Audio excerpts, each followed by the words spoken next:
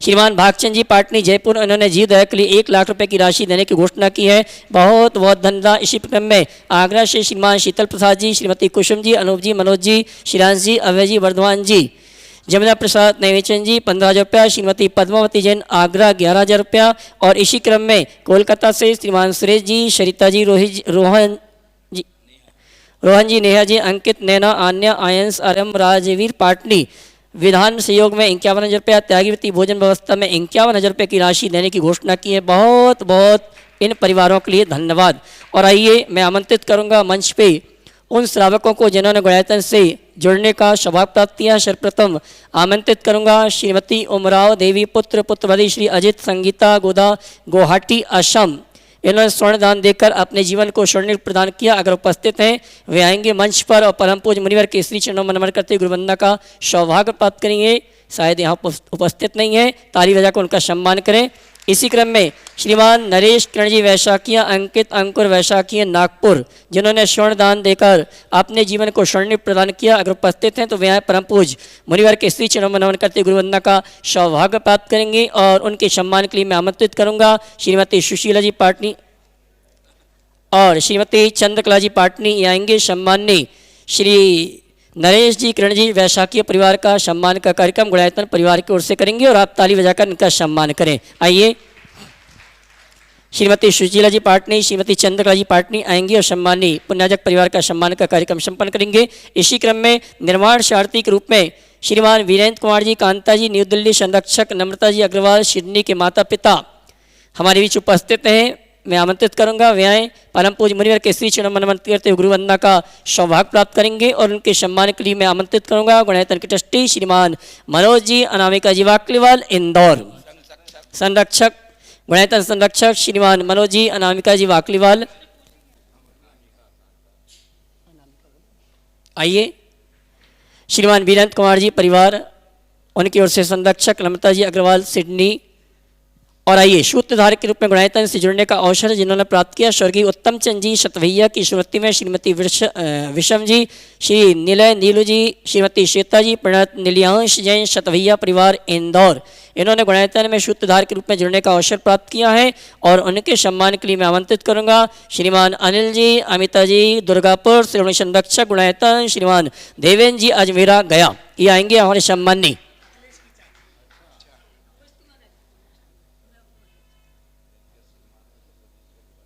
और इनके सम्मान में साथ में आएंगे हमारे प्रदीप जी भदौरा, ये भी आएंगे सम्माननीय स्वर्गीय उत्तम चंद जी परिवार का सम्मान का कार्यक्रम संपन्न करेंगे। साथ में देवेंद्र जी और अनिल जी अजावे तीनों मिलकर सम्मान का कार्यक्रम संपन्न करेंगे। और आप जोरदार ताली बजाकर इनका सम्मान करें।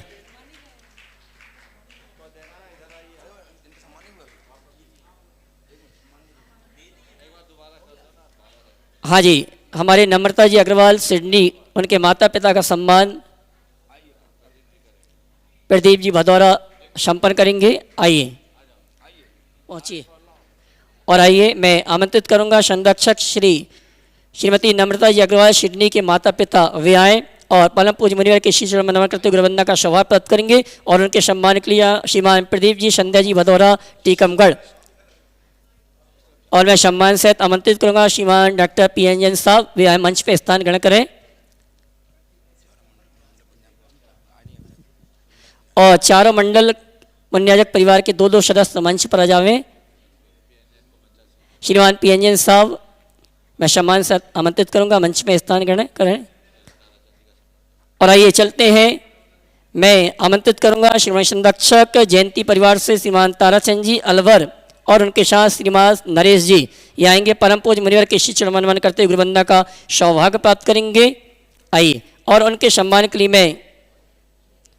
मैं आमंत्रित करूंगा हमारे गुणायतन के श्रीमान संरक्षक मंडल पुण्याजक परिवार श्रीमान अशोक जी पाटनी किशनगढ़, वे आएंगे हमारे सम्मानित ताराचंद जी जयंती परिवार का सम्मान का कार्यक्रम संपन्न करेंगे। आइए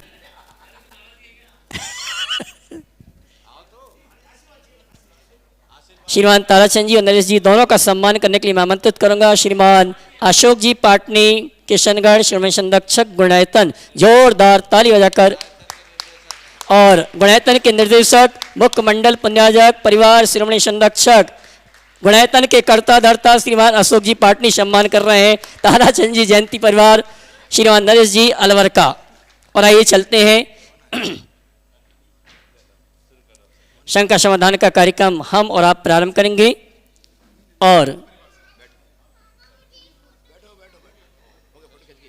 जी श्रीमती सुनीता जी महावीर जी जैन सांगानेर जयपुर, उसके बाद तैयार रहेंगे श्रीमान अशोक कुमार स्नेहलता जी छपारा मध्य प्रदेश।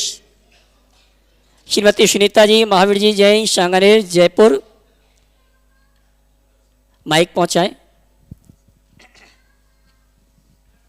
इसके बाद तैयार रहेंगे श्रीमान अशोक कुमार जी स्नेहलता जी जैन छपारा। दीजिए माइक। ओ नमोस्तु भगवान, मेरा और मेरे परिवार की तरफ से और हम सबकी तरफ से आपको त्रिवार नमोस्तु नमोस्तु नमोस्तु। महाराज जी, अरिहंतों के अनंत सुख और सिद्धों के अव्यवहार शुद्ध में क्या अंतर है? अनंत सुख और अव्यवहार सुख ऐसे देखा जाए तो कोई अंतर नहीं, लेकिन अरहंतों का जो सुख है वो शरीरावस्था में, इसलिए इसको व्यवहार सहित माना है। और सिद्धों का सुख शरीरातीत है, इसलिए उसको अव्यवहार का। अरहंतों को वेदनी कर्म का उदय भी होता है, साता वेदनी का उदय, और सिद्धों के लिए एक कर्म का उदय नहीं है, इसलिए उनका सुख इनसे ऊंचा माना जाता है। नमोस्तु महाराज जी। श्रीमान अशोक कुमार जी स्नेहलता जी जैन छपारा, उसके बाद तैयार रहेंगी श्रीमती शारिका जी अमित गति सेठी गया। बोलो, चालू है, बोलिए। ओ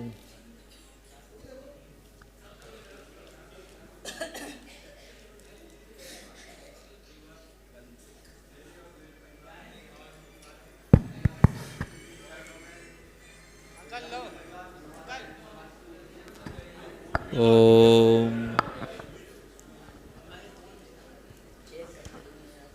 मेरे और मेरे परिवार के परम उपकारक गुरुवर श्री के चरणों में मेरे पूरे परिवार सहित छपारा जैन समाज का कोटि कोटि नमन, कोटि कोटि नमन। गुरुवर, मेरा प्रश्न आज के श्री चक्र विधान से ही है। भगवान के 1008 नाम हैं और आज हमने 1024 अर्घ चढ़ाए, तो ये 16 अर्घ कौन से भगवान के हैं, कौन से हैं? और प्रचलन में भी सहस्त्र नाम ही बोलते हैं, जबकि 1008 नाम है। देखिए, बात बिल्कुल सही, भगवान के तो 1008 ही नाम हैं और वो 1008 ही मूल मंत्र है। पर चूँकि मैंने पहले ही दिन कहा था कि ये सिद्ध चक्र विधान में सारी अर्घावली द्विगुणित क्रम से 8, 16, 32, 64, तो वो फिर 512 से दुना तो 1024 ही होता है। तो 1024 अर्घ में शेष सिद्धों के लिए और सिद्ध परमात्मा से संबंधित मंत्र उसमें जोड़ दिए गए। वो 16 मंत्र अलग हैं और 1008 मंत्र अलग है। जो प्रारंभ के 1008 मंत्र हैं वे भगवान के नाम। नमोस्तु गुरुवर। श्रीमती शारिका जी अमित गति सेठी गया, उसके बाद तैयार रहेंगी श्रीमती संदक्ष परिवार से श्रीमती संध्या जी उपकार सागर अपनी बहन श्रीमती रानू जी मंडला के साथ। गुरुवर के चरणों में मेरा और मेरे पूरे परिवार की ओर से 3 बार नमोस्तु नमोस्तु नमोस्तु। पूज्य गुरुदेव, मैं चाहकर भी, मेरी जिज्ञासा ये है कि मैं चाहकर भी सिद्ध चक्र महामंडल विधान में अपनी सहभागिता नहीं कर पाती हूँ। गुरुदेव, आप समेत शिखर जी में विराजमान हैं, आपके मुख से, आपकी वाणी से सिद्ध चक्र विधान का संस्कृत भाषा में मंत्रोच्चारण होता है। वो बिरले ही लोग होते हैं जिन्हें ये पल मिल पाता है। गुरुदेव, मेरी वेदना ये है कि समेत शिखर जी के इतने पास होकर भी मैं कभी इन संस्कृत के इस विधान में, इन विधानों में अपनी सहभागिता नहीं कर पाती हूँ। गुरुदेव, मैं जानना चाहती हूँ कि मेरा ऐसा कौन सा अंतराय का उदय है जिससे ये मेरा पुण्य गाढ़ा नहीं हो पा रहा है। पूज्य गुरुदेव, मेरी कौन से कर्म का उदय है इसको दिमाग में मत लाओ। अब एक बात तय कर लो, रोज भावना भाव कि अगली बार विधान होगा तो सबसे पहले मेरा नाम है। ये भावना भाओगे ना तो कर्म जो उदय में आ रहा होगा वो टल जाएगा। और एक बात सबसे मैं कहूँगा, जिस भी अच्छे कार्य को आप पाना चाहते हो वो जब तक न मिले उसकी भावना भाव, और जिन्हें उसका अवसर मिल रहा उनकी जी भर के अनुमोदना करो। अनुमोदना से भी अंतराय टलता है, अनुमोदना करते जाएं, अंतराय टलेगा, निमित्त बनेगा। नमोस्तु गुरुदेव। श्रीमती संध्या जी उपकार सागर, श्रीमती रानी जी मंडला के साथ और आज के श्रावक श्रेष्ठी श्रीमान लोकेश जी, नरेश जी, संजय झांझी जी, किशनगढ़ चामन सिटी। मेरे परम उपकारी गुरुदेव, नमोस्तु नमोस्तु नमोस्तु, सभी की ओर से नमोस्तु। महाराज श्री एक अव्रती श्रावक है और वो बहुत अच्छे से पूजन ध्यान विधान सब कुछ करता है और यहाँ पर रहता है, सब कुछ बहुत अच्छे से करता है, मगर वो किसी कारण से व्रत नहीं ले पा रहा है। और जब वो घर जाता है तो अपने कार्यों में लग जाता है, तो कहा जाता है कि यह गज स्नान है। तो फिर वो अपने पुण्य को कैसे बढ़ाए और वो कैसे धर्म में लगे? देखिए, गज स्नान है इसका मतलब ये नहीं है कि सब व्यर्थ है। इसका मतलब ये है कि वो अपर्याप्त है। समझ गए? एक अव्रती रहते हुए अपना कल्याण नहीं कर पाएगा।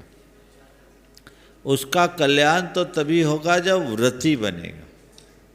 और इसीलिए बार बार कहा जाता है कि उसकी जो भी धार्मिक क्रियाएं हैं उससे होने वाली जो कर्मों की निर्जरा है वह गज स्नानवत है।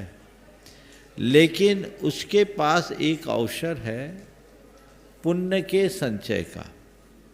निर्जरा में वो बहुत अग्रणी नहीं बन सकता, लेकिन यदि वह पुण्यवर्धक क्रियाओं में लीन होता है तो पुण्य बंध करके परंपरा से मुक्ति को प्राप्त कर सकता है। इसलिए हर गृहस्थ को जब तक अव्रती है उसे पुण्यवर्धक क्रियाओं में लगना चाहिए। एक बात कल आई थी, अशोक जी ने पूछा था कौन सा पुण्य का उदय है। मैंने पुण्यानुबंधी और पापानुबंधी पुण्य की बात की थी। उससे एक बात और जोड़कर आज आगे कह रहा हूँ जो आप लोगों को ध्यान देने योग्य है। पुण्य का जितना भोग करोगे उतना पाप बढ़ेगा। पुण्य का भोग मत करो, पुण्य का त्याग करो।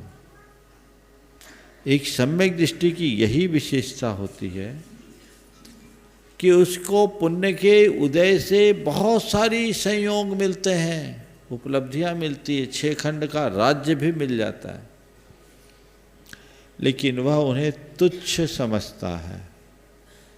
उनके प्रति उपादेय बुद्धि नहीं रहती, हे भाव से उनका सेवन करता है और अंततः त्याग करके सर्वस्व त्यागी बनकर निर्गंथ अवस्था को प्राप्त करता है। तो जब मुनि बनकर निर्गंथ बनकर के आत्मा में डूबेंगे तब डूबेंगे। जब तक गृहस्थ अवस्था में है तब तक भी पुण्य का उदय है तो अच्छी बात है, पर पुण्य के भोग को कभी अच्छा मत मानना। पुण्य फल के त्याग में ही जीवन का उत्कर्ष है। क्योंकि पुण्य के भोग का मतलब क्या है? विषय कषाय, यही है ना पुण्य का फल। और विषय कषाय यानी पाप का बंध। तो पुराना पुण्य खपेगा और नया पाप बढ़ेगा, उल्टी हो जाएगी बैलेंस शीट। इसलिए प्रत्येक व्यक्ति को पुण्य का कम से कम भोग करना चाहिए। जब समय अनुकूल होता है मनुष्य इन सब बातों पर बिल्कुल ध्यान नहीं देता, पर कब स्थिति उसकी उलट हो जाए कहा नहीं जा सकता। इसलिए समझ अपने अंदर होनी चाहिए कि मुझे पुण्य का बंध करना है, पुण्य का भोग नहीं। और पुण्य के बंध के लिए पुण्य के फलों का त्याग करना है। ये संयम तब क्या है? आज आपने उपवास किया, मान लीजिए आज बहुत लोगों का उपवास है, एक बार उन सब के लिए आप जोरदार ताली से अनुमोदना करें जिन्होंने 8 दिन के उपवास किए और आज भी इतना बड़ा विधान उपवास पूर्वक किया। तो उपवास किया, क्या रोटी नहीं मिल रही थी? सामने उपलब्ध रोटी को त्यागा, तो किसको त्यागा? पुण्य को। तो त्याग तप संयम है क्या? पुण्य के फल के भोग को छोड़ना। और ये हम जितना छोड़ेंगे हमारा धर्म ध्यान उतना पुष्ट होगा।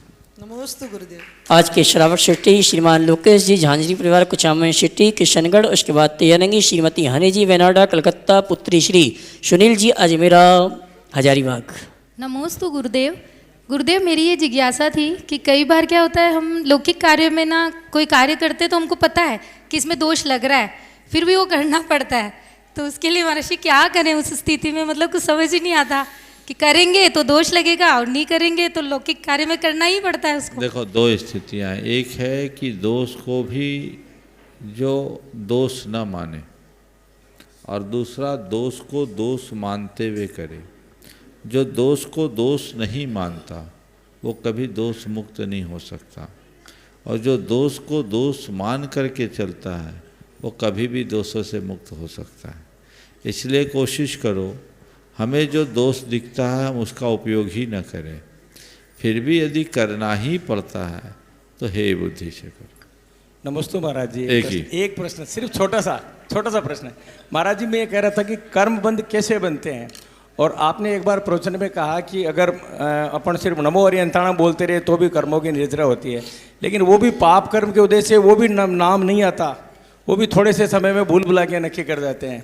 तो कर्मों का बंध क्या रात्रि में स्वप्न में भी होता है, और उसकी निर्जरा का क्या उपाय? देखिए, जब तक हमारे अंदर के विचार हो या हमारे मन की, वचनों की या शरीर की प्रवृत्तियां हैं, तब तक कर्म का बंध होता है। ये सोते में भी होता है, जागते में भी होता है, चलते फिरते उठते बैठते हर क्रियाओं में होता है। समझ गए? हाँ, नमोकार मंत्र बोलने से कर्म की निर्जरा होती है, इसमें कोई संशय नहीं। लेकिन ये बात बिल्कुल सही है, जिसका भविष्य अच्छा होता वही नमोकार बोल पाता है, नहीं तो मामला बिगड़ जाता है। जबलपुर में गुरुदेव थे, मेडिकल कॉलेज में एक व्यक्ति को डॉक्टरों ने जवाब दे दिया। उनके परिवार में एक ब्रह्मचारिणी बहन थी, आचार्य महाराज के पास ले आए। 1984 की बात बोल रहा हूँ, मैं उन दिनों ब्रह्मचारी था। तो जब लेकर आए तो आचार्य महाराज ने कहा, नमोकार बोलो, नमोकार बोलो। जोर से चीखते हुए कहा, बोला नहीं जाता। ये भी मैंने थोड़ा धीमे बोला है, इससे भी ज़्यादा। आचार्य जी ने कहा, देखो, 1-2 मिनट संबोधा, चले गए, रास्ते में ही चले गए, घर नहीं पहुंच पाया। कर्म का तीव्र उदय, बोला नहीं जाता है, चीखने के लिए ताकत है, पर नमोकार मंत्र बोलने का भाव नहीं। जिसके कर्म तीव्र उदय में होते हैं उसकी बुद्धि उल्टी हो जाती है, वो कभी बोल नहीं पाता। नमस्ते महाराज जी। नमस्ते महाराज जी। नमस्ते महाराज जी। श्रीमती हनी जी वेनाडा कलकत्ता, उसके बाद तैयारेंगी जयंती परिवार से श्रीमान नरेश चंद जी अलवर, श्री ताराचंद जी अलपर, श्रीमणी संरक्षक गुणायतन। नमोस्तु गुरुदेव, नमोस्तु गुरुदेव, नमोस्तु गुरुदेव। गुरुदेव, आजकल के लोगों में एक सोच है, आपके पास पैसा है तो सब है, नेम फेम इज़्ज़त सब मिल जाती है। वो सोचते हैं कि हम अच्छा सा अमाउंट डोनेट करें तो हमको रिस्पेक्ट भी मिल जाएगी। एक सिंपल सा फंडा हो गया ये, तो ये सोच कहाँ तक सही है? इसका अंदाज तो उस समय लग गया जब लोग कोविड से पीड़ित हुए, पैसा धरा रह गया और कुछ काम नहीं आया। समझ गए? पैसा है तो बहुत कुछ है, मैं मान सकता हूँ, पर पैसा है तो सब कुछ है ये मानना कतई उचित नहीं है। पैसे की एक सीमा होती है, और पैसे वाले भी जब मोहताज होते हैं तो उनकी स्थिति बहुत भयानक होती है। हमारे अंदर कितना भी पैसा हो, थोड़े दिन के लिए नेम फेम मिल जाएगा, लेकिन पैसा हमारे जीवन को सुकून नहीं दिलाएगा। पैसे से हम अपने अंदर के संबंधों को अच्छा नहीं बना सकते। जब तक व्यक्ति का व्यक्तित्व भीतर से नहीं चमकता, तब तक उसका पैसा भी कोई काम का नहीं होता। इसलिए हमें इस सोच को बदलनी चाहिए। नमस्ते महाराज।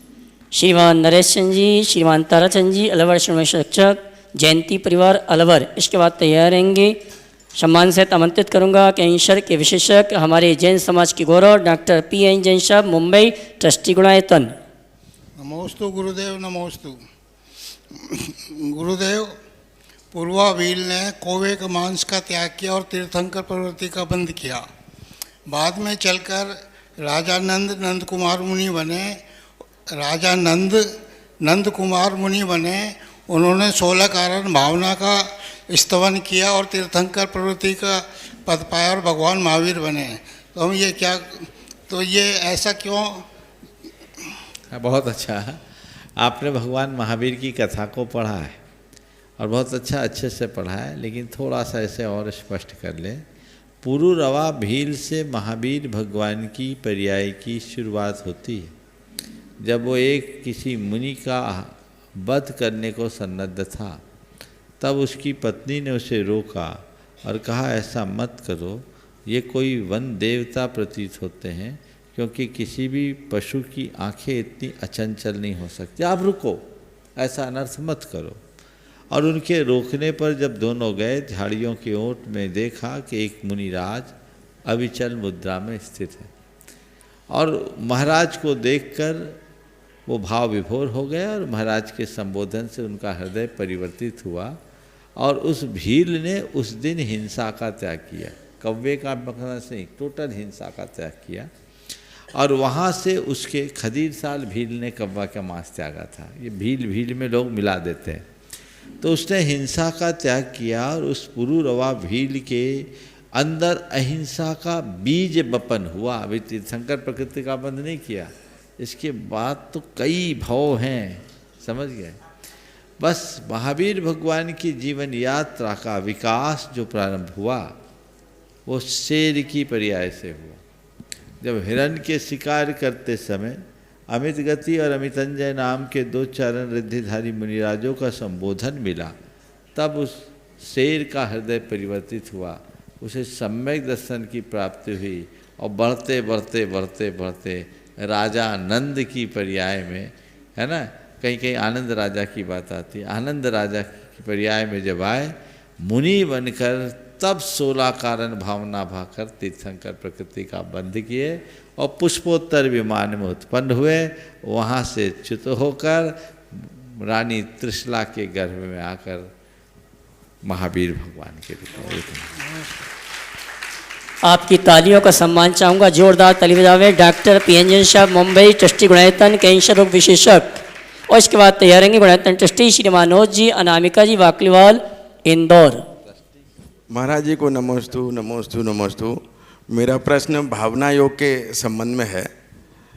मेरा एक प्रश्न भावना योग के संबंध में है।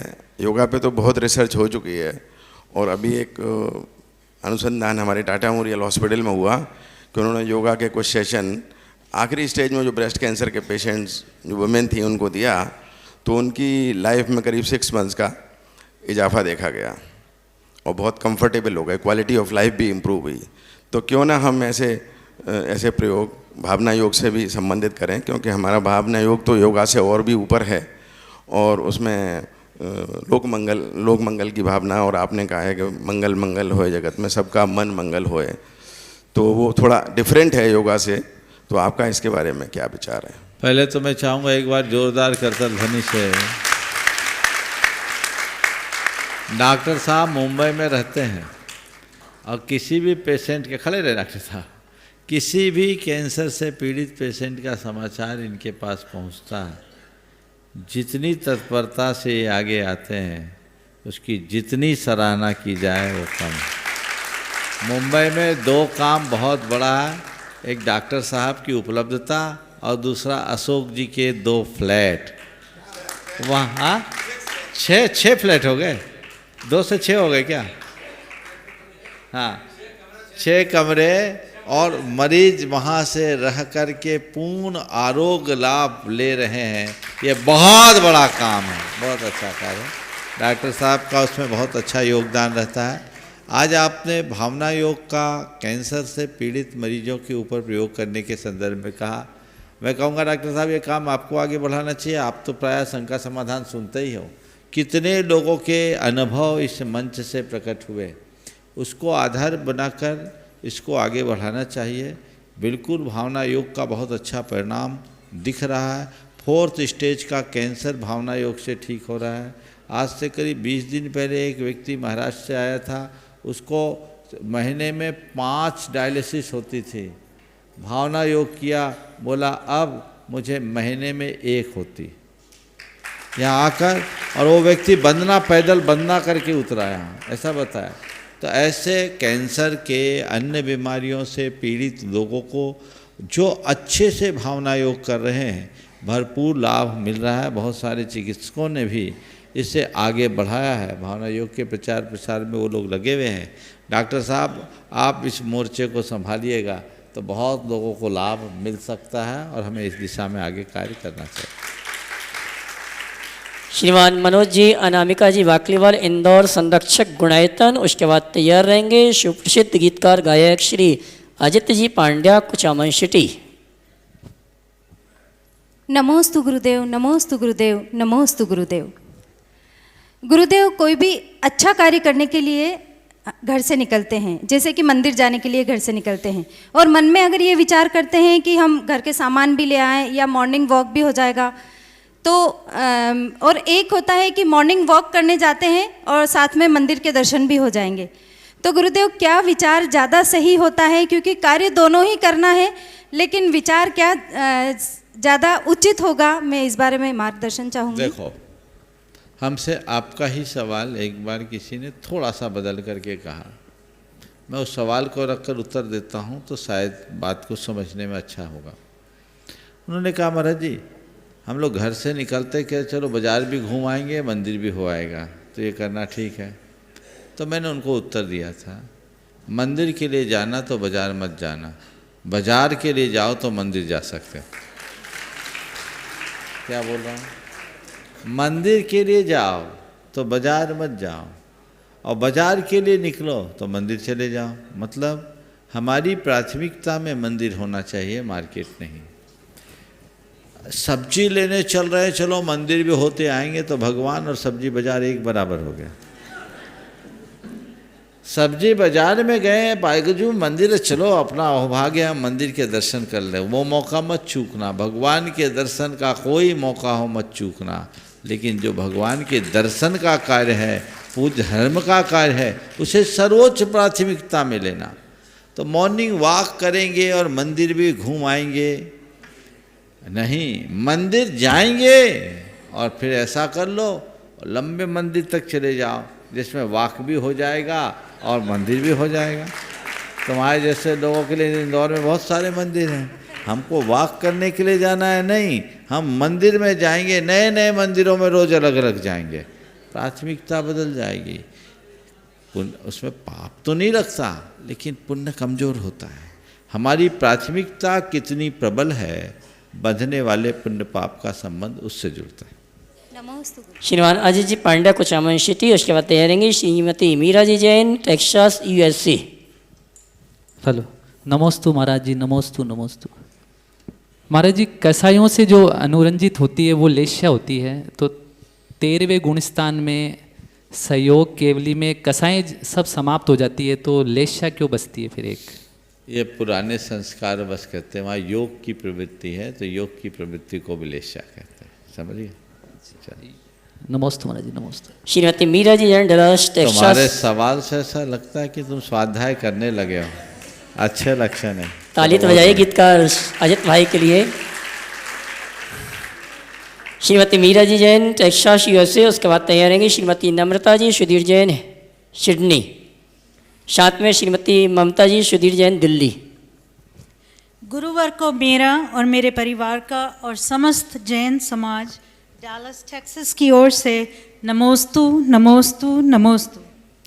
गुरुवार, सबसे पहले तो आपका बहुत बहुत आभार कि आप यहीं पर शंका समाधान का प्रोग्राम नहीं करते, बल्कि अमेरिका में भी शंका समाधान का प्रोग्राम करते हैं, जिसके लिए हम बहुत बहुत आभारी हैं। महाराज जी समय निकालकर every Monday 7:30 to 8:30 gives a programme on Zoom and हम उसका लाभ उठाते हैं। बहुत बहुत आभार। और दूसरा, महाराज प्रमाणिक पाठशालाएं चला रहे हैं अमेरिका के बच्चों के लिए, छोटे छोटे बच्चों के लिए जूम पढ़ी। और उसका मैं आपको बताऊं कि बच्चे ही लाभ नहीं उठा रहे, उसका मैं भी लाभ उठा रही हूँ, क्योंकि मेरे ग्रैंड किड्स हैं, उनके पास टाइम नहीं है क्लास लेने का जिस समय क्लास होती है। तो मेरे को ये तो समझ में आ गया कि नमोकार मंत्र उनको सिखाऊं, और आगे नहीं समझ में आया कि क्या सिखाऊं, तो मैं वो क्लासेस लेती हूँ, फिर उसके बाद अपने बच्चों को, ग्रैंड किड्स को सिखाती हूँ। सो उससे क्लास का बहुत बहुत आपका आभारी। सवाल करो। और एक महाराज ये है कि हम लोग विदेश में रहते हैं तो हमें गुरुओं की साक्षात दर्शन नहीं हो पाते, तो उसके लिए जो ये हमारे कौन से कर्मों का वो है? देखो, जहाँ तक प्रामाणिक पाठशाला का सवाल है, एक बार जितने लोग प्रामाणिक पाठशाला को संचालित करने में लगे हैं उनके लिए जोरदार करतब। युवक और युवतियों का ये बहुत ही संगठित समूह भारत और भारत से बाहर अनेक देशों में बहुत ही अच्छे तरीके से इस पाठशाला का संचालन कर रहा है। उसकी जितनी सराहना की जाए उतना कम है, और वो बच्चों में संस्कार गढ़ने की एक अच्छी प्रक्रिया बन रही है। मैं सभी को आशीर्वाद देता हूँ, ऐसे आगे बढ़ते रहें। आपने जो सवाल किया कि विदेशों में हम रह रहे हैं, हम लोगों को दर्शन नहीं मिलते, ये हमारे किस पाप के उदय से? पाप तो अभी पुण्य में आ जाएगा, 1 मिनट में बदल जाएगा। निर्णय ले लो, अब तो जिम्मेदारियां पूरी आ गई, भारत आके बस जाओ। और उतना भी नहीं कर सको तो कुछ नहीं करना, अब तो दुनिया बहुत सिमट गई है। विदेश से यहाँ आने में 4-6 घंटे लगते होंगे, अमेरिका से कितने घंटे लगते हैं? 6-8 15 घंटे। तो आजकल तो ट्रेन से यात्रा करने वाले को 24-24 घंटे लग जाते हैं, तो उससे पहले आराम से आ सकते हैं। साधन तो है ही। देश विदेश में पहले भी लोग जाते थे, पुराणों में हमने पढ़ा है, 10-10 बरस के लिए विदेश जाते थे, सेठ साहूकार व्यापार करने के लिए। पैसा कमा के आए और उसके बाद विशुद्धतया धर्म किया करते थे। तो आप लोग वहाँ गए हैं, बस गए हैं। एक अच्छा पहलू यह है कि सब जगह भगवान के दर्शन सुलभ हो रहे हैं, ये बहुत अच्छी बात है।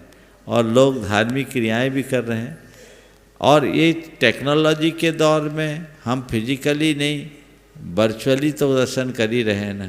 तो ये भी टेक्नोलॉजी के माध्यम से लाभ लेकर के लोग अपने जीवन में बदलाव घटित कर सकते हैं, और ऐसा बदलाव घटित करने का प्रयत्न करना चाहिए। और रोज़ नहीं आ सको तो साल में एक बार, जब तक सक्षम हो, हम भारत आएंगे और गुरुओं के सानिध्य में अपना समय बिताएंगे। इतना सोच लो, काम हो जाए। और अंत, चूँकि संलेखना वहाँ के कानून के अनुकूल नहीं है, तो संलेखना करना है तो आखिरी में तो भारत में ही बसना होगा। वहाँ रहोगे तो चाह करके भी कुछ नहीं कर पाओगे। इसलिए भाव देखना चाहिए, है ना? ठीक है, 1 मिनट। ओम। हाँ,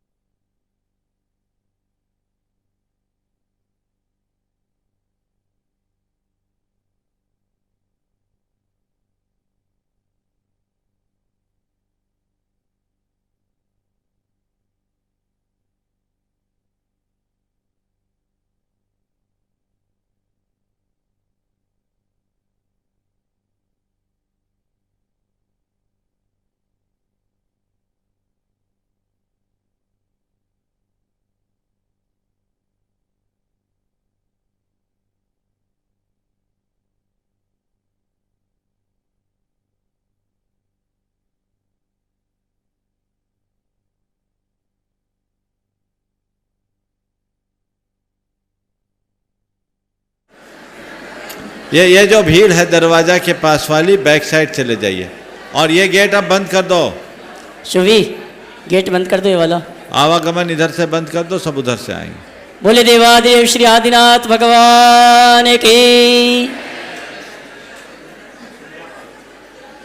हाँ, जितने आ रहे आ जान दो, बंद कर दो। फिर यहाँ खड़े मत रहिए, बैठ जाइए।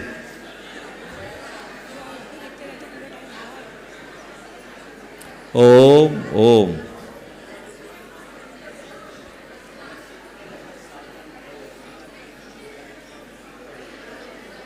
हो गया? देखो, शोर मत करिए, गेट बंद कर दीजिए। अब ना आना न जाना, उधर से आएंगे सब। बस चलिए, अब इधर से कोई नहीं निकल सकता, बैठ जाइए यहीं या पीछे से जाइए, बस डिस्टर्ब नहीं करो। श्रीमती नम्रता जी सुधीर जी जैन सिडनी संरक्षक गुणायतन। उसके बाद तैयार रहेंगे श्रीमान सुशील जी, श्रीमती वीना जी विलाला कोटा। महाराज श्री के चरणों में नमोस्तु नमोस्तु नमोस्तु नमोस्तु। महाराज श्री, पहले तो मैं यहाँ सभी व्यवस्थापकों के लिए बहुत बहुत आभार सब स्टाफकों की तरफ से देना चाहूँगी कि बहुत ही बढ़िया व्यवस्था की गई है, जिसकी जितनी भी प्रशंसा की जाए कम है। मेरी जिज्ञासा ये है कि महाराज श्री, बच्चों को दान के लिए कैसे प्रेरित करें? बच्चों को दान करने के लिए कैसे प्रेरित करें? हम लोग खुद दान देते देख करके बच्चे अपने आप प्रेरित होंगे। उनको कहो कि हमारे ऊपर समाज का बहुत बड़ा ऋण है, तो हमें चाहिए कि हम भी उस ऋण को चुकाएं। आज हमारा जो जीवन बना है, हमारी जो पर्सनालिटी है, उसमें समाज की बड़ी भूमिका है। तो जब हमने समाज से कुछ लिया है, तो ये हमारी जिम्मेदारी होती है कि हम भी समाज को कुछ दें। ऐसी भावना जब हम उनके हृदय में जगाएंगे, तो उनके अंदर भी दान देने की प्रेरणा जगेगी।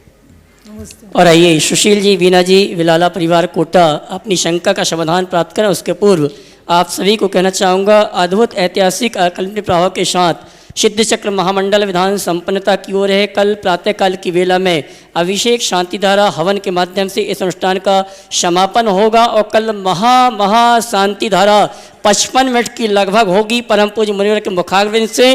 और जो भी महाशांतिधारा में अपने परिवार की ओर से सहभागिता दर्ज कराना चाहते हैं, अपनी मानसिकता बना के रखेंगे। लेकिन परम पूज्य मुनिवर, आपसे एक शंका करना चाहूँगा, लघु शांतिधारा, बृहद शांतिधारा, विशेष शांतिधारा, रिद्धि मंत्रों की शांतिधारा और महाशांतिधारा में क्या अंतर है? शंका का समाधान कीजिए। भाई, लघु बृहद महा जैसे जैसे शब्द जुड़े हैं, उन शब्दों का जो अंतर है, वही उनके परिणाम का अंतर है। कल पूर्णमासी का दिन है। प्रत्येक पूर्णमासी को यहाँ महाशांति धारा होती है और उस महाशांति धारा में बीजाक्षर मंत्रों के साथ भगवान के सहस्त्र नामों का उच्चारण होता है और उनका एक अपना प्रभाव है। हम लोक मंगल की भावना भाते हैं और जितनी प्रगाढ़ता से मंगल भावना भाएंगे, उसका परिणाम उतना प्रगाढ़ होगा। नित्य जो शांति धारा होती है, मैं तो कहता शांतिनाथ भगवान के नामस्मरण मात्र से शांति हो सकती है, होती भी है। लेकिन जब हम कोई बृहद अनुष्ठान करते हैं, उसमें हमारी भावधारा विशेष हो जाती है और विशेष का परिणाम विशेष होता है। इसके बहुत सारे अनुभव हैं, पर मैं उन सब की चर्चा नहीं करूँगा क्योंकि आप उनको चमत्कारों से जोड़ लोगे। लेकिन मैं आपसे इतना ही कहना चाहता हूँ, ये एक अच्छी क्रिया है और इसका जिन्हें सौभाग्य मिलेगा वही लाभ ले पाएंगे। और आइए श्रीमान सुशील जी, श्रीमती वीना जी विलाला कोटा, उसके बाद सम्मान सहित आमंत्रित करूंगा अगली शंका के लिए हमारे गुणायतन के निर्देशक भामाशाह जैन समाज के गौरव मुख्य मंडल प्रयोजक श्रीमान अशोक जी पाटनी किशनगढ़। गुरुदेव के चरणों में मेरा और मेरे परिवार का त्रिबार नमोस्तु नमोस्तु नमोस्तु। ये गुरुवर, मेरी एक जिज्ञासा है, मूक पशु पक्षी को भोजन कराना और मंदिर जी या धर्म कार्य में दान करना या उसमें अपना सहयोग प्रदान करना, उसमें अपना दोनों का अपना अपना क्या महत्व है? देखिए, मंदिर में जो दान है वो पारमार्थिक दान है और मूक पशु पक्षियों की सेवा करना ये करुणा दान के अंतर्गत आता है। दोनों अपना अपना महत्व रखता है। हमारे अंदर करुणा की भावना होनी चाहिए जिससे हम मूक पशु पक्षियों की सेवा कर सकें और पारमार्थिक क्षेत्र में जहाँ मौका मिले हमें दान करने का प्रयास करना चाहिए, क्योंकि यहीं से हमारे अंदर करुणा की भावना भरेगी। इसलिए करुणा दान और पारमार्थिक दान दोनों की अपनी अपनी महत्ता, उसके अनुरूप कार्य करना। नमोस्तु गुरुदेव। श्रीमान अशोक जी पाटनी अपनी शंका का समाधान प्राप्त करें। उसके पूर्व मैं आमंत्रित करूंगा शिवायतन के अध्यक्ष श्रीमान राजकुमार जी अजमेरा और साथ में प्रताप जी छावड़ा गुणायतन ट्रस्टी ये आएंगे, मंच पर स्थान ग्रहण करें। नमस्ते महाराज जी के चरणों। महाराज जी, मेरी जिज्ञासा है कि नंदीश्वर द्वीप में 500 धनुष की रत्नमयी प्रतिमाएं होती है और चारों निकाय के देव और स्वधर्म इंद्र भी अपने परिवार के सहित, और न दिन रात का भेद भी नहीं है, और पूजा अर्चना करते हैं। और हम भरत ऐरावत क्षेत्र में रहने वाले भी नंदीश्वर द्वीप की पूजा और अर्चना करते हैं। तो उनके पुण्य में और उनकी कर्म की निर्जरा में और हमारे पुण्यवर्धन में और निर्जरा में क्या अंतर है क्या? अर्जुन ने द्रोणाचार्य से साक्षात सरसंधान सीखा और एकलव्य ने द्रोणाचार्य की मूर्ति से सरसंधान सीखा। ऐसा कहते हैं कि जो अर्जुन साक्षात द्रोणाचार्य से नहीं सीख पाया, एकलव्य ने वह गुण उनकी मूर्ति से प्राप्त कर दिया। कहानी आपको पता है, सबको पता है। किससे सीखा, किसने सिखाया? द्रोणाचार्य तो वहाँ नहीं थे। श्रद्धा। तो आप कह रही हैं कि वहाँ जो चतुर्निकाय के देव जाकर पूजा अर्चा करके पुण्य लाभ लेते हैं और हम यहाँ करते हैं, कि हमारा पुण्य उनकी तुलना में कैसा होगा? मैं आपसे दावे के साथ कहता हूँ, अगर प्रगाढ़ श्रद्धा के साथ यहाँ करा जाए तो वह पुण्य प्राप्त हो सकता है जो देवों को साक्षात भी ना हो। भावना का खेल है। अब हम नंदीश्वर द्वीप का अनुभव करते हुए हमें शक्ति सो नाही यहाँ करी स्थापना, पूजो जिन ग्रह हित प्रतिमा हित है अपना। उस फीलिंग के साथ भाव वंदना बहुत अर्थ रखती। तो हम नहीं पहुंच पा रहे, पहुंच पाते होते तो वही होते, लेकिन कल्पनाओं के पंख तो हमारे पास है ना, उससे उड़ करके चले जाए, अपने आँखों में बसा लो और भावधारा वैसी जग जाए तो तय मानना साथी से पुण्य का बंध होगा। और न केवल साथी से पुण्य का बंध होगा, हमारे सम्यक दर्शन की विशुद्धि भी बढ़ सकती। तो इसलिए जब हम पहुँचेंगे तो पहुँचेंगे। आज जो मौका है हम क्यों चूके? ये 8 दिवस है, हमारे पास उन जैसी शक्ति नहीं है, पर हमारी भावना उनसे प्रबल है। समझ गए? अभी बहुत सारे लोग बोल रहे हैं सिद्ध चक्र विधान में यहाँ नहीं आ पाए, घरों में विधान किया और वो घर के विधान से इतने आनंदित आकर के बखान करते। यहाँ ताराचंद जी बोल रहे थे, मैंने एक दिन विधान नहीं छोड़ा, घर में विधान किया, और वो उनका ऐसा फील कि जैसे यहाँ विधान कर रहे हो। तो मैं आपसे यही कहूँगा, जहाँ हमारी भावना जुड़ती है वहीं विशुद्धि बढ़ती है, और जहाँ विशुद्धि होती है वहीं कर्म कटता है। लोग ये बोल रहे, लोग पूछ रहे हवन करे घर में कि नहीं करे। जब विधान किया तो हवन भी कर लो, उसमें क्या बात हो गई? बस उसमें हवन में अपनी सहभागिता दे दो तो जो अलाय बलाय है वो निकल जाएगी। और अच्छा है, सिद्ध चक्र के मंत्र तो तुम्हारे घर में 8 दिन गूंजे ही हैं, गूंजे, ये बहुत अच्छी बात है। और फिर कल शांति धारा की भी अनुगूंज होगी। तो ये सब मौके हैं, इनका लाभ उठाना चाहिए। तो एक पंक्ति में बात का उपसंहार कर रहा हूँ, जो हम कर सके खुद करे, जहाँ न कर सके वहाँ भावना भाए, कीजिए शक्ति प्रमाण, शक्ति बिना श्रद्धा धरे, तो वहाँ भावना का चमत्कारिक प्रभाव होता है। नमस्ते महाराज श्री। महाराज श्री, मनुष्य जन्म मिला, मनुष्य पर्याय मिली, जैन कुल मिला, अच्छा परिवार मिला और संपन्नता मिली, ये सब पुण्य से मिला। अभी आपने कहा था कि पुण्य का खर्च करोगे, पुण्य से जो मिला उसको खर्च करोगे तो पुण्य तो पाप बंद हो गए। तो हमें ऐसा क्या करना चाहिए जिसमें पुण्य में कमी नहीं आवे और पाप नहीं बंधे? बहुत अच्छा सवाल। रोज जो सारे उपदेशों का सार है वो तो यही है, पुण्य का भोग मत करो, पुण्य का सही प्रयोग करो, सही प्रयोग। अब पुण्य के योग से अच्छा शरीर मिला। अब आदमी एक है जो अपना अच्छा शरीर उसे प्रदर्शन करने का एक माध्यम बना दिया, अपने शरीर का अभिमान कर रहा है। और एक व्यक्ति है जो अच्छे शरीर को पाकर, अरे मेरा सौभाग्य कि आज मैं स्वस्थ हूँ, व्रत उपवास कर रहा है। दोनों में अंतर है कि नहीं? बिना पुण्य के व्रत उपवास नहीं कर पाओगे, शरीर में बीमारी लग जाए तो चाह करके भी नहीं कर पाओगे। तो ये भी जो आज व्रत उपवास त्याग तप करने में समर्थ हैं वो अपने पुण्य के उदय से ही है।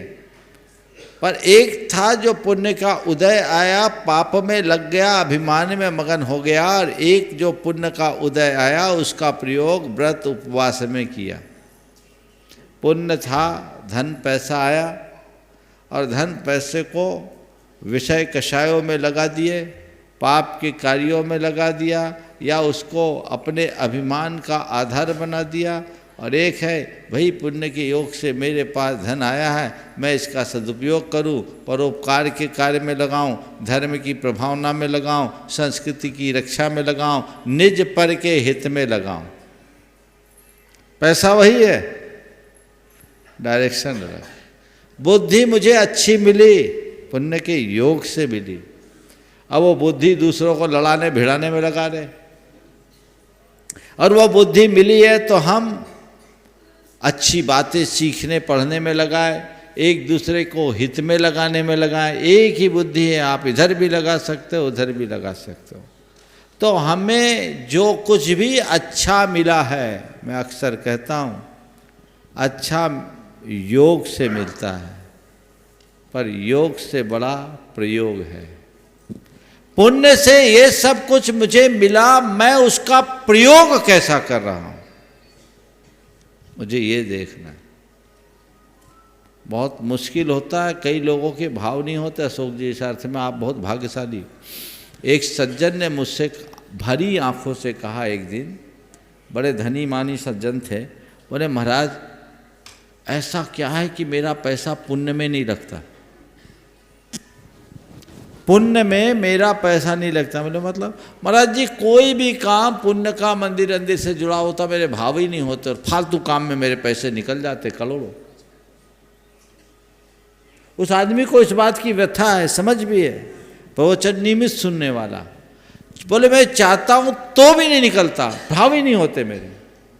महाराज श्री ये भी कर्म की वजह से ही है ना, तीव्र कर्म के उदय से। एक बार आचार्य महाराज ने बहुत अच्छा वाक्य कहा था जो आप सबको ध्यान देने योग्य है। धन संपन्नता कदाचित पुण्य के उदय से मिल सकती है। धन संपन्नता कदाचित पुण्य के उदय से मिल सकती है, पर उसका सदुपयोग तप का फल समझना चाहिए। जिन्होंने गाढ़ा पुण्य किया है उसकी बुद्धि अनुकूल होगी, बाकी तो सब लोग उल्टे पुल्टे काम में करते हैं। एक जगह की बात है, एक बड़ा उद्यमी परिवार, बहुत धनी परिवार का एक मेंबर आया। वहाँ एक छोटा सा काम था, और जो छोटा सा काम था, अब थोड़ा सा मैं सेंसर करके बात बोल रहा हूँ, बात खुले नहीं, लेकिन बहुत छोटा सा काम था। और लोगों ने उनसे कहा कि आपका इसमें थोड़ा सहयोग मिल जाए। लोग चाह रहे थे कि इसमें अगर इनका 2,51,000 का सहयोग मिलेगा तो इतना काम हमारा हो जाएगा। कार्यक्रम चल रहा था संकट समाधान, ऑनलाइन दूर दराज के लोग बहुत पैसे दिए और उनका जो प्रयोजन था पूरा हो गया। लेकिन एक जो व्यक्ति था जिससे उनकी अपेक्षा थी कि ये तो आराम से दे सकते हैं, उनने मना कर दिया। बोला पिताजी से पूछूंगा तब दूंगा। मुश्किल से 11,000 रुपये दिए, और पता लगा वो जिस सूट में रुका हुआ था उसके 90,000 रुपये पर डे के खर्चा थे। 5 दिन से वो उस सूट में रुका हुआ था, अपना जन्मदिन मनाने के लिए आया हुआ था। अब बताइए 10 लोगों के साथ आकर 5 दिन से रह रहा है, 90,000 रुपये पर डे के सूट में पैसा बर्बाद कर रहा है, लेकिन एक काम जो लोग चाह रहे हैं, और वह भी उस संस्था के लिए जो उसके पुरखों ने बनाया, उसमें योगदान देने के लिए बोल रहे हैं। बोले पिताजी से पूछेंगे। ये है दुर्बुद्धि। तो जिनको अपने संसाधनों का सदव्यय करने का भाव हो रहा है, समझ लेना इनका बिल्कुल विशुद्ध पुण्य है और भावी सद्गति होगी। और भाव नहीं हो रहा है तभी इनका संसार बहुत लंबा समझना। छीन होगा, आज नहीं कल छीन होगा। बिन लादेन के पास भी पुण्य था, आखिरी में दशा क्या हुई। सद्दाम हुसैन का भी पुण्य था, आखिरी में दशा क्या हुई। बीरप्पन का भी पुण्य था, आखिरी दशा क्या हुई। रावण का भी पुण्य था, आखिरी दशा क्या हुई। इसलिए एक प्रण लीजिए, मेरा छोटा पुण्य हो या बड़ा, मुझे अपने पुण्य को खोटा नहीं करना है। ये सिद्धांत बना लीजिए। खोटे कार्य में इसे लगाना ही नहीं। मुझे इस तरीके से अपने पुण्य का विनियोग करना है कि आने वाले भवों में वह मेरे मोक्ष का साधन बन सके, परंपरा मुक्ति का आधार बन सके। ऐसा एक सम्यक दृष्टि के भीतर यही होता है। इसी के बदौलत वो आगे बढ़ पाता है। बहुत अच्छा। हाँ श्री सुशीला जी। महाराज एक छोटी सी शंका। हाँ बोलो बोलो। कि हमारे किशनगढ़ में हमारे भी, आपने कल गौशाला के लिए बोला था, तो आप तो गए थे उसमें। गौशाला में 40-45 है छोटे मोटे सब। अपनी गौशाला नहीं है वो, आपकी गौशाला में नहीं वो। ठीक, एक बार इनको भी देखना चाहिए। लेकिन हम तो अपने लिए बोल रहे हैं। हाँ। तो मतलब गौशाला या घर में इतने जानवर रखते हैं, तो आचार्य जी तो कहते हैं कि रखना चाहिए, लेकिन हमारा भी कौन सा पुण्य जितनी गायों की हम सेवा कर रहे हैं और इतने उत्कृष्ट भाव से गायें रहती है, पानी छना हुआ, भगवान नमोकार की जाप, और सब आचार्य से फोटो लगा रखी हमने। हमारा श्री रोज मंदिर से जाके पूजा करके मंदिर से जाके गंदोदक लेके जाती है। रोज गायों के गंदोदक लगाती है। देखिए गौपालन तो होना चाहिए। मैं आपके माध्यम से एक संदेश सभी को दूंगा, हर समर्थ आदमी को अपनी गौशाला रखनी चाहिए कई दृष्टियों से। एक तो अगर आपकी देसी गाय की गौशाला होगी, आपको शुद्ध घी दूध मिलेगा, कोई बीमारी आपके शरीर में प्रवेश नहीं करेगी। जिनके पास साधन है उन्हें गोपालन करना चाहिए और उससे सकारात्मकता बढ़ती है। बहुत सारे रिसर्च इससे जुड़े हुए हैं, उनका लाभ लेना चाहिए। आजकल बाज़ार से जो घी दूध मिलता है, सच्चे अर्थों में अगर मुझसे पूछो तो मैं कहूँगा वो खाने योग्य ही नहीं है। वो हम पूरी तरह निर्वद्ध उसे नहीं कह सकते, न शुद्ध है न निर्वद्ध है। उसे हम अहिंसक की संज्ञा नहीं दे सकते। जो डेयरी का आता है खासकर अपना दुहा के लेते हैं, उनके लिए तो ठीक है। तो जिनको जिनको साधन है, महानगरों की जो व्यवस्थाएं मुझे पता है, लेकिन जिनके पास साधन है, जो समर्थ है, यदि वो ऐसा कार्य करे तो बहुत उत्तम। और आप ये जो कार्य कर रही है, संगी पंचेंद्रीय जीवों को सहायक की आप सेवा कर रही। और ये देखो बैल को नमोकार सुनाया था चारू दत्त ने, तो उस बैल ने उसको कितना बड़ा सहयोग दिया। तो आप ऐसे जीवों का उद्धार करोगे और वो भी सब भाषा समझती हैं, निश्चित वो हम सबके कल्याण का कारण होगा। महाराज जी, मेरा सौभाग्य नहीं, हमारी मम्मी जी थी तो वो सेवा करती थी जब डेली जाती, तो अब वो आज है नहीं, तो फिर हमारा सौभाग्य आया बस कि वो छोड़ के गए, उसको हम तो संभाले। बिल्कुल ऐसी परंपरा आगे बढ़नी चाहिए, बढ़ती रहना चाहिए। हाँ और कुछ गायों के बारे में एक बात बताना चाहता हूँ आपको। अभी कोविड के अंदर हम उदयपुर गए, सारे परिवार वाले, सारे पिताजी भी गए सब। तो वहाँ गायें नहीं थी, तो किशनगढ़ से हम 2 गाय और 2 बछड़े उनके गाड़ी के अंदर लेकर बता कि हमारा शुद्ध वहाँ मिल जाए। तो महाराज जी मैं आपको बताऊँ क्या गायों का आपको बताऊँ, वो जिस दिन हम गए उसी दिन रात को एक गाय को जानवर खा गया, कोई जहरीला जानवर खा गया, उसकी मृत्यु हो गई। एक गाय की उदयपुर में एक गाय की मृत्यु हो गई। फिर मैंने उन तीनों, जो एक गाय और 2 बछड़े बच गए, उनको उदयपुर घर पे भेजा। हम वहाँ हमारे फोर्ट पे ठहरे हुए थे, तो मैं यहाँ जानवर तो वहाँ भेजा। उसी दिन शाम को रात को वहाँ ज़बरदस्त खतरनाक सांप आया। उस सांप को फिर पता पड़ गया, मैंने चौकीदार लगा दिए थे मैंने सारे, तो पता पड़ गया कि बहुत जैसा सांप आया। तो फिर सांप को पकड़ने के लिए मैंने कहा ये क्या करें, तो वहाँ उदयपुर में जो है पकड़ने वाले तो उनको सांप को पकड़ के और जंगल में छुड़वाया।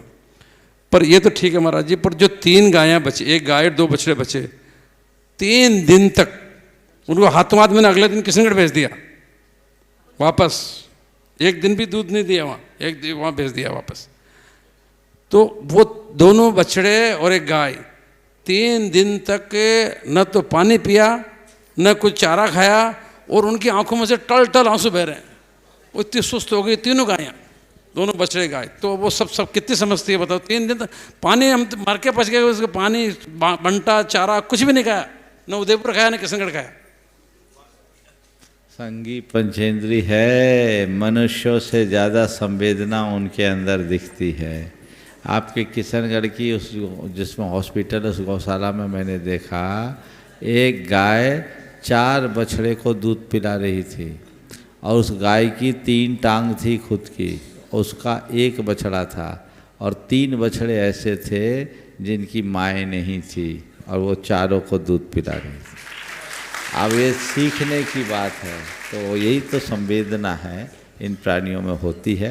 समय हो गया, यहीं पर बढ़ा दिया है, चलिए ठीक है। तो और आइए मैं आमंत्रित करूंगा हमारे जी और हाथी गोला परिवार से गणतंत्र ट्रस्टी श्रीमती सुधा जी गंगवाल गुवाहाटी। उसके बाद सम्मान सहित आवाज़ दूंगा हमारे महाअनुष्ठान में जिनकी विशेष भूमिका रहती है इंदौर से श्रीमान अमित जी वास्तु।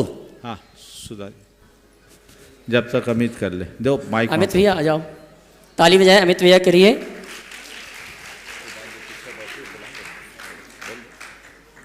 हे गुरुवर, आपके शरणों में सपरिवार बारंबार नमोस्तु नमोस्तु नमोस्तु। गुरुवर, शंका के साथ साथ एक ये समस्या है। श्रीमती सुधा जी अपने स्थान में खड़े हो जाएं, आने में थोड़ा दिक्कत हो रही है। हाँ बोलो। गुरुवर, शंका के साथ साथ एक समस्या है जो आपके सामने रख रहा हूँ। कहते हैं तलवार के घाव से एक व्यक्ति घायल होता है और कुछ समय बाद वो घाव भर जाता है, लेकिन कलम से निकले हुए कुछ ऐसे शब्द जो लाखों लोगों की भावना को आहत करते हैं।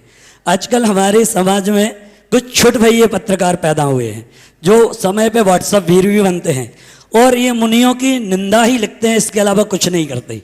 आजकल समाज के उच्च श्रेष्ठ पदों पर जो उनके शहर में रहते हैं उनकी चटकार का करते हुए ये कुछ छोटे मोटे पदों पर भी बैठ जाते हैं, लेकिन ये मुनियों की निंदा और उल्टी सीधी व्हाट्सएप बाजी करते हैं। कुछ दूसरे लोगों की अगर कोई व्हाट्सएप आते हैं तो एक कचरे की तरह उसको फैलाने में लग जाते हैं। ऐसे लोगों का अगर कोई विरोध करता है तो ये दूसरे तरीके से उनको दबाने की कोशिश करते हैं। तो इन लोगों के प्रति समाज का क्या कर्तव्य होना चाहिए और इन लोगों को कौन सी गति का बंद होगा और इन्हें कोई गति मिलेगी भी कि नहीं मिलेगी? नमस्ते गुरुवार। देखिए, जो भी लोग हैं इस तरह के जो समाज में नकारात्मकता फैलाने का कार्य करते हैं, ये महान अनर्थकारी कार्य कर रहे हैं और हमें ऐसे लोगों से सावधान रहना चाहिए। और सबसे पहला काम इनका विरोध बाद में प्रश्रय बंद होना चाहिए। सबसे पहला, आप प्रश्रय कौन देता है? प्रश्रय आप लोग देते हो। ऐसे लोगों के द्वारा प्रेषित मैसेज को बिना पढ़े फॉरवर्ड करने की आदत जो बन गई। अगर ऐसे लोग लिखे, उटपटांग लिखे और उसको आप वहीं रोक दो तो ये फैलेगा कैसे?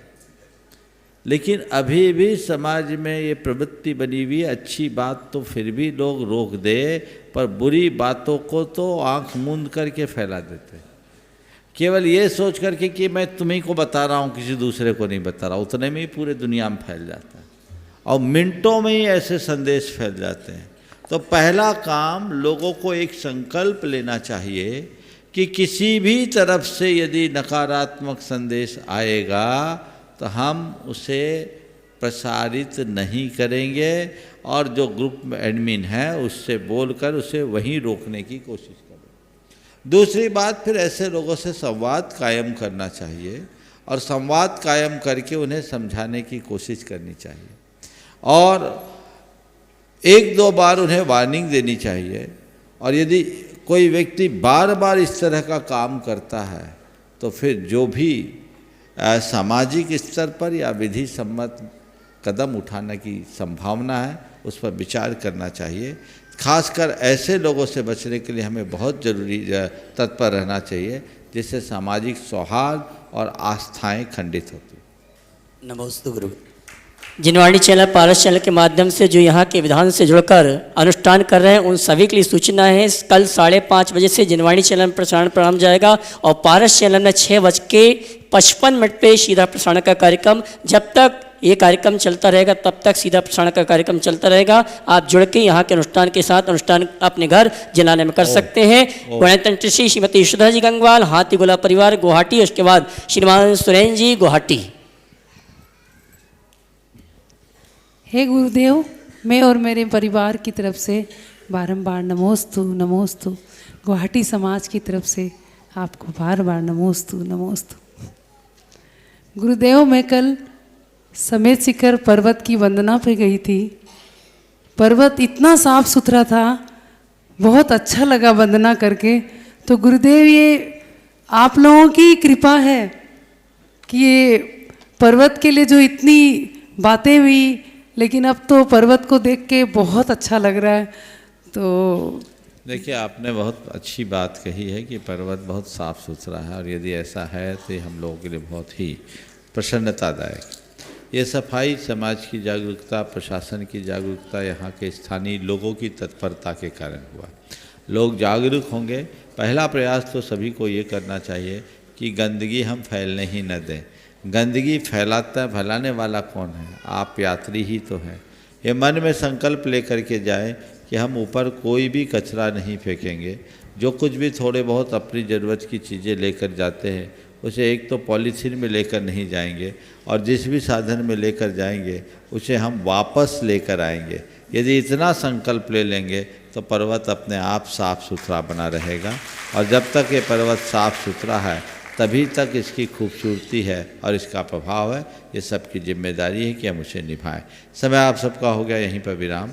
बोलिए परम पूज्य आचार्य गुरुवर श्री विद्यासागर जी महाराज। जय जय जय। बोले परम पूज्य मनीषी 108 प्रमाण सागर जी महाराज की।